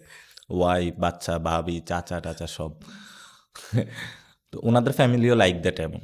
তো উনি এটা করবে যে এটা অস্বাভাবিক কিছু না। আর উনি তো মহিলা দলের এই সভাপতি। এবং ওনার আশা ছিল হলো আব্বাস ভাই এখানে দাঁড়াবে, উনি 9-এ দাঁড়াবে। সেটা হলো কোপাল গেছে। এখন শুনতেছি নাকি মেয়রের জন্য চেষ্টা করতেছে, ফলে এবং সংরক্ষিতের জন্য যেদিকে পায় এদিকে গুলি মারতেছে আর কি। তো ওই জায়গা থেকে আহ, উনি চেষ্টা করছে এবং পারে নাই বলে একটু মাথা খারাপ হয়ে গেছে। এখন লাস্ট যে রিসোর্ট আছে আব্বাস নৌকা, ওইটাতে উঠতে হয়েছে। এটার জন্য উনি 7 বার না, উনি 700বারও চেষ্টা করবে। আর উনি হলো আবার এই লাইফে অনেক স্ট্রাগলও করেছে। লাইফের স্ট্রাগল দ্যাট হলো পলিটিক্যাল ফ্যামিলিতে যারা সাধারণত ওয়াইফ হয় তাদের অনেক স্ট্রাগল করতে হয়। স্বাভাবিক। তো আব্বাস সাহেবের কিন্তু অনেক ঝড় গিয়েছে, মানে সে কিন্তু জিরো থেকে হিরো হয়েছে। এই যে লাইফের যে জার্নি, সেটা কিন্তু অনেক কষ্টে ছিল সে। তো উনি অনেক চেষ্টা করেছে তাকে এই সাম্রাজ্যটা গড়ে দেওয়ার, সেই জায়গা থেকে। Is good person, she is good person. আচ্ছা, আপনাকে যে বিরিয়ানির দাওয়াত দিল আব্বাস একবার, ভাই ওনারা নষ্ট করে দিছে। আপনাকে আপনাকে যে বিরিয়ানির দাওয়াত দিল, আচ্ছা একটা কোয়েশ্চেন করি এখানে তাহলে। এই এই আপনি যেহেতু বলেন আব্বাস ভাই ওনাকে নষ্ট করে দিছে, গুড পারসন, ধরেন কোনোদিন এই যে যেমন আব্বাস ভাইকে আবার এই তারেক রহমান নষ্ট করে দিচ্ছে। তো সবাইকে নষ্ট করছে, আপনাকে কেন নষ্ট করতে পারে নাই? নষ্ট করতে পারে না কারণ আমি নষ্ট হইতে চাই না। আচ্ছা, যেমন এই যে রনি ভাইয়ের লিঙ্কটা আপনাকে টেনে কোয়েশ্চেন করলাম, আপনি আফরোজা আব্বাসকে কোনো কোয়েশ্চেন করতে চান বা কোনো অ্যাডভাইস দিতে চান? যদি চান এটা বলেন, উনি যদি কখনো আসে ইন ফিউচারে আমি জিজ্ঞেস করবো এটা। ওনাকে যেটা বলবো যে বাংলাদেশের ওমেনরা অনেক ক্রাইসিসে রয়েছে। উনি যে মহিলা দলের সভাপতি, ওটা ভালো করে গুছিয়ে আমাদের নারীদের যে সমস্যাগুলো সেগুলো সলভ করার জন্য আমি ওনাকে পাইলে এই কথাটা বলতাম। আমাদের ওমেনরা সাধারণত, আমার বোন অথবা মা তো অনেক ক্রাইসিসে থাকে, এগুলো কাছ থেকে দেখি। ফলত মানে বাংলাদেশের ন্যাশনালিস্ট ফোর্সের উনি একজন উইমেন প্রেসিডেন্ট মহিলার দলের। তো তাদেরকে ঠিক করে উনি যদি এটা লিড দিতে পারতো, মানে উনি একটা গ্রেট ওমেন আকারে মানুষের সামনে হাজির হইতো, আমি ওনাকে পাইলে এটা উপদেশ দিতাম। ভালো। ঠিক এই না? যে একটা এই যে দায়িত্ব পালন করে। এতজনকে এত কিছু বলেন, ভয় লাগে না যদি আপনি টার্গেটেড হয়ে যান কখনো হাদি ভাইয়ের মতো? ভয় হলো একটা সংক্রামক ব্যাধি। কোরআনে আছে, ওয়ালানাবলুওয়ান্নাকুম বিশাইইম মিনাল খাউফি ওয়াল জুই ওয়া নাকসিম মিনাল আমওয়াল। তো হুম, এখানে ৩ টা কথা আছে যে পৃথিবীতে মানুষের কি কারণে মানুষকে হলো দাস বানিয়ে রাখা হয়। হুম, মানে আমরা তো আশরাফুল মাখলুকাত। মানুষ হলো সর্বশ্রেষ্ঠ জীব। কিন্তু এই মানুষকে আবারই বলা হয়েছে বালহুম আদল, অর্থাৎ তারা চতুষ্পদ প্রাণী থেকেও আরও নিকৃষ্ট। এটা কখন হয়? এই ৩ টা জিনিসে পড়লে। রাসূল সাল্লাল্লাহু আলাইহি সাল্লাম যখন ইসলামের দাওয়াত দিয়েছিলেন, বলছে তোমাকে চাঁদ তারা দেওয়া হবে, সূর্য এনে দেওয়া হবে। যে তারপরেও তুই মুখটা বন্ধ কর। হুম, আস্তাগফিরুল্লাহ। তো রাসূল সাল্লাল্লাহু আলাইহি সাল্লাম কিন্তু কখনোই এটার সাথে কম্প্রোমাইজ করেন নাই। তো এখন আমি যদি বলি লা ইলাহা ইল্লাল্লাহু মুহাম্মাদুর রাসূলুল্লাহ, অর্থাৎ আমি রাসূলকে বিশ্বাস করি সাল্লাল্লাহু আলাইহি সাল্লাম এবং আমি তার উম্মত দাবি করি, তা আমি কেন ভয় পাবো? ১ নাম্বার। সেকেন্ড ওয়ান হলো আমি তো আল্লাহর বান্দা, আমি আল্লাহর কোরআন এবং আল্লাহতে বিশ্বাস করি। সেখানে বলেছে ৩ টা জিনিস, অর্থাৎ ওয়ালা নাবলুওয়ান্নাকুম বিশাইইম মিনাল খাউফ, খাউফ মানে ভয়, হুম, ওয়াল জু ক্ষুধা, হুম, অর্থাৎ আমরা কেন ক্ষুধার কারণে তো যাই যে ভাই ঠিক আছে গুলশান অফিসে যাই, ওখানে কিছু টাকা পাবো, মানে নিজের বাপ ভুলে আরেকজনের বাপ বানায় দিই ক্ষুধার কারণে। হুম, আবার এই হলো ওয়ান আকসাম, মানে আপনার যে আমল যে কৃতকর্ম এটার হলো খারাপ কাজকর্মের কারণে হলো মানুষকে পরীক্ষা করা হয় আর কি। তো এই ৩টা জিনিস আমি আমার লাইফ থেকে বাদ দিয়ে দিয়েছি, অর্থাৎ আমি কখনো ক্ষুধা অথবা কারো কাছে যাইতে হবে এবং কোনো মানুষের কাছে নিজেকে বিক্রি করতে হবে, এটা আমার কারো কাছে ধরা নাই। আমার একদম স্পেসিফিক, আমি আল্লাহ ছাড়া কারো ভয় পাই না, একদম স্পেসিফিক। এবং আমি যখন এই যে মিছিল মিটিংয়ে যাই, আমি সবসময় মনে করি আমাকে কেউ মারতে পারবে না আল্লাহর যদি ইচ্ছা না হয়। এবং এটা কারেক্ট, আপনাকে কেউ পৃথিবীতে মারতে পারবে না। ওই যে থাকে না, আমরা মরতে মরতে অনেক সময় ফিরে আসি। হুম। নাহলে আমি গণ অভ্যুত্থানে একদম কত অস্ত্রের মুখে ঘুরে বেড়াইছি, আল্লাহ আমাকে সেভ করেছেন। তো ফলত এটা একদম আল্লাহর কাছে। ওটাও কোরআনে আছে যে উম, একটা কি যেন, একটা ভুলে গেছি যে মানে ইন্না হায়াতি ওয়া নুসুকি ওয়া মাহইয়ায়া ওয়া মামাতি লিল্লাহি রাব্বিল আলামিন, যে আমার জীবন মৃত্যু কোরবানি সবকিছু আল্লাহর জন্য। তো এটা যদি আমি কোরআনে পড়ি এবং আমি যদি এটা বিশ্বাসী, আমি তো কোরআনে বিশ্বাসী, তো বিশ্বাসী হয়ে আমি আবার কিভাবে হলো এটা বাইরে চলে যাব? তো এই প্রিন্সিপালের সাথে আমি কখনো কম্প্রোমাইজ করি না। আপনাকে যে অনেকে ডারউইন নাসির বলে, আপনার এটা কেমন লাগে? এনজয় করেন? অনেক কিছুই বলে আমাকে, আমাকে কখনো ডার্বি বলে, এক এক দল এক একটা আমাকে ইয়ে দেয়, কিন্তু আমি কখনো ওই বাউন্ডারির মধ্যেই থাকি না। হুম, হুম, তো কেউ কখনো টাচ করে এইভাবে, কেউ কখনো ওইভাবে টাচ করে, যে যেভাবে হলো পারসিভড করে এখন। তো আমি শুধু তার চিন্তা জগৎটা দেখি, যে ও যখন শব্দটা বলে অথবা সে এটার সাথে কিভাবে অ্যাটাচড হয়েছে, কিভাবে হলো জীবনটা নষ্ট করছে, সেটাই কল্পনা করি, দুঃখ প্রকাশ করি আর দোয়া করি যাতে আল্লাহ তাআলা ডার্বি থেকে হেফাজত করে। না সে তো খায় এটা এবং এটাতে অভ্যস্ত হয়ে যায় আর অপরকে এখন বলা শুরু করছে আর কি। আচ্ছা, আপনার অপোনেন্ট আবার ওই যে কনস্টিটিউয়েন্সির কোয়েশ্চেনে ব্যাক করি, almost end of the discussion. যেটা হচ্ছে আপনাকে বিরিয়ানি খাওয়ার একবার দাওয়াত দেওয়া হলো আপনার অপোনেন্ট থেকে। তো চাইলে তো যেতে পারতেন। এটা কি রাজনৈতিক সহমর্মিতার মধ্যে পড়েন? আমাকে দাওয়াত দিছে, আমি যাই। এটা তো হাদি ভাইও করছে। উনি ওনার অপোনেন্ট সবাইকে ভাই ডাকছে। তা আপনি সেটা নিয়েও একটা কন্ট্রোভার্সিয়াল কমেন্ট করলেন। এটা কি ঠিক হইছে? কন্ট্রোভার্সিয়াল এটা হলো যদি মানুষের মধ্যে সহমর্মিতা সৌজন্যতা থাকে। তো আমি আজকে ওপেন আপনার প্ল্যাটফর্মের মাধ্যমে ওনার বাসায়, ওনাকে আমার বাসায় দাওয়াত দিলাম সহমর্মিতার ক্যামেরার উৎকৃষ্ট দিকে স্থাপনে। ক্যামেরার দিকে তাকায় বলে দেন। জি, আব্বাস ভাই আসবেন, বাসায় হলো ভাত আলুর ভর্তা এবং ডিম ভাজি দিয়ে আপনাকে খাওয়াবো, কারণ আমি এটা পছন্দ করি খাবার, আমি বিরিয়ানি পাবলিক না। তো আমি ভাত খাই এবং আলুর ভর্তা, ডিম ভাজি, ডাল আমার ফেভারিট খাবার, এবং আপনি আসবেন, রান্না করবো ইনশাল্লাহ। তো তবে এটা অবশ্যই প্রতিশ্রুতি দিতে হবে, চাঁদাবাজি সন্ত্রাসী দুর্নীতি উনি বন্ধ করবে। এবং আচ্ছা। আরেকটা বিষয় হলো যে মানুষ কিন্তু কেউ কোশ্চেনটা বা প্রশ্নটা তুলছে না, এই আসনটা আপনি যদি বলেন শহীদ উসমান হাদি ভাইয়ের, বা এই আসনে তো খুন হয়েছে, তো যিনি এখানে সাংসদ হয়েছে তার দায়িত্বের জায়গা এটা যে উনি হলো ওই বিচারটা করবে, হুম, এটা কর্তব্যের মধ্যে পড়ে। আপনার কনস্টিটিউয়েন্সিতে একজনের খুন হয়েছে, ফলে তো আপনি এটা নিয়ে উদ্যোগ নিচ্ছেন না, তখন এটা তো মানুষ আপনাকে স্বাভাবিক। কোশ্চেন করবে। তো ওনার প্রতি আমার আবেদন রইল, শহীদ উসমান হাদি ভাইয়ের হত্যাকাণ্ডের বিচারটা যেটা আছে এটা আপনি উদ্যোগ নেবেন এবং সন্ত্রাসীদের পাকড়াও করবেন। আর আমি যে ৮ দফা ইশতেহার দিয়েছিলাম সেগুলো একটু বাস্তবায়ন করবেন। এবং আমি ওই ইশতেহারগুলো হলো, এখানে তারেক রহমানের প্রোগ্রাম হচ্ছিল, তো আমি চিন্তা করছিলাম যে ওইখানে দিব, মানে ওনার হাতে গিয়ে দিব যে আপনিও এগুলো দেশে বাস্তবায়ন করবেন। আমি অনেকগুলো রিসার্চারকে নিয়ে এটা বানিয়েছিলাম যে এখানে কী কী সমস্যা দেশে কীভাবে সলভ করা যায়।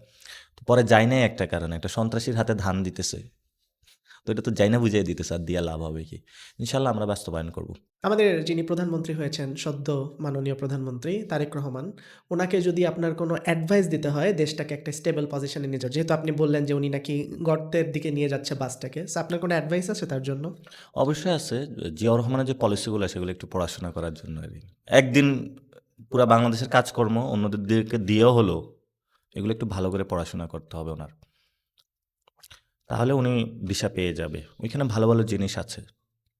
যদি অন্যদেরগুলা ভালো না লাগে তাহলে এট লিস্ট ওইটুকু তো পড়ুক। ওই সিলেবাসটা একটু পড়ুক, ওই সিলেবাস আপনার মনে হচ্ছে উনি পড়ে নাই? পড়লে তাহলে বাস্তবায়ন করে না, তাহলে একটু রিফ্লেকশনে যাওয়া উচিত যে পড়েছি এগুলো কিভাবে বাস্তবায়ন করব। এদের পড়েছে অথবা পড়ে নাই। পড়লে তো যাওয়ার কথা, যে যাচ্ছে না তাহলে হলো রিফ্লেকশন করতে হবে যে কিভাবে করা যায়। আর যদি হয়তোবা না পড়ে থাকে তাহলে পড়তে হবে। যুবদলের নয়ন ভাই একবার আপনার বাসার ঠিকানা চাইছিল, উনি কি আপনাকে কখনো কোনো থ্রেট দিছে বা কিছু বলছে? নয়নের সমস্যাটা হয়েছে যে নয়ন অনেক নির্যাতিত হয়েছে, কিন্তু এটাকে পলিটিক্যালি টার্ন করছে। নয়নের নির্যাতনের ঘটনাটা হলো ওই যে দলের মধ্যে যে গ্রুপ থাকে না, ওইটার কারণে তাকে আওয়ামী লীগের হাতে তাকে ধরায় দিচ্ছিল এবং তার উপরে ব্যাপক নির্যাতন করা হয়েছে এবং সেখান থেকে একটু ট্রমাটাইজড হয়ে গেছে। এরপরে গণ অভ্যুত্থানের পরে হলো সে অনেক টিভি স্টেশন দখল টখল ভালোই ব্যবসাপাতি গুছাইছে। যে বাসাটা থাকে এটা হলো যে র্যাবের ব্যানজির ছিল না, ওইখানেই থাকে। কথিত আছে সেটা নাকি সে দখলও দিছে। তো আবার মাঝখানে মাগুরাতে ইলেকশন করতে চাইছে, নমিনেশন পায় নাই। আর যুবদল কিন্তু যেই সংগঠনটা এটা বেসিক্যালি হলো এটার করাপ্টেড সিস্টেমে চলাফেরা করে, আবার সেটা সেক্রেটারি হয়েছে, মূলত তাকে সিস্টেম হলো নষ্ট করে দিছে। তো আমার জায়গাটা থাকবে আল্লাহর কাছে দোয়া করি ছেলেটা যাতে ভালো হয়ে ফিরে আসে। এই যে মাসুদ ভালো হয়ে যাও। আপনি বলেন। আমার আমার কারো প্রতি কখনোই রাগ ক্ষোভ বিদ্বেষ কোনো কিছুই নাই। আমি সবসময় প্রার্থনা করি সবাই যাতে, মানে বিএনপি যদি ভালো হয়ে দেশ চালায় সমস্যা কোথায় আমাদের? মানে জামাত যদি ভালো হয়ে দেশ চালায় সমস্যা কোথায় আমাদের? কে এত মিটিং মিছিল কোনো কিছু করতে যাবো? মানে সবাইকে যদি শান্তি দেয়, দেশের প্রতি তাদের সার্বভৌমত্বের কমিটমেন্টটা থাকে, কারো তো কোনো সমস্যা নয়। তাহলে তো সবাই আমরা পড়াশোনা করি, চিল করি, লাইফে ঘুরেফেরা করি। কিন্তু ওদের হলো এই উল্টাপাল্টা কাজের কারণে আমরাও লাইফে ফাঁসে গেলাম। এই হলো অবস্থা। কয়েকদিন পরে তো লাইফটা একটু টাইনা ধরবো। আমার বিরুদ্ধে একটা মামলা হয়েছে। আচ্ছা। তো মামলা নিয়ে করতেছে, আমি বলছি আলহামদুলিল্লাহ জেলে থাকলে আরো ভালো থাকবো, নামাজ রোজা বেশি করতে পারবো। এটাই আর কি। জেলে ভালো ছিলাম ওই সময়, অনেক কে করছে সেলফ মামলা? রিফ্লেকশনের মধ্যে দিয়ে যাওয়া যায়। মামলা কে করছে? মামলা তো কে করছে, এটা হলো আপনার সিআর মামলা একটা আছে আর কি।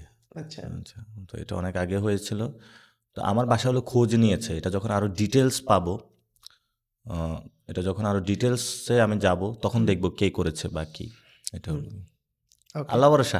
দোয়া করবেন সবাই। সবাই দোয়া করছে ইনশাআল্লাহ আপনার জন্য। দোয়া করবেন। ওকে, থ্যাংক ইউ নাসির ভাই for joining speak with Rashid. খুব ভালো লাগলো, অনেক কথা বললাম, অনেক কথা শুনলাম, অ্যান্ড আই উইশ কি যে আপনি সবসময় এরকমই থাকেন অ্যান্ড অনেক দূর যান। বেস্ট উইশেস আপনার জন্য ধন্যবাদ, দোয়া করবেন। সবসময়।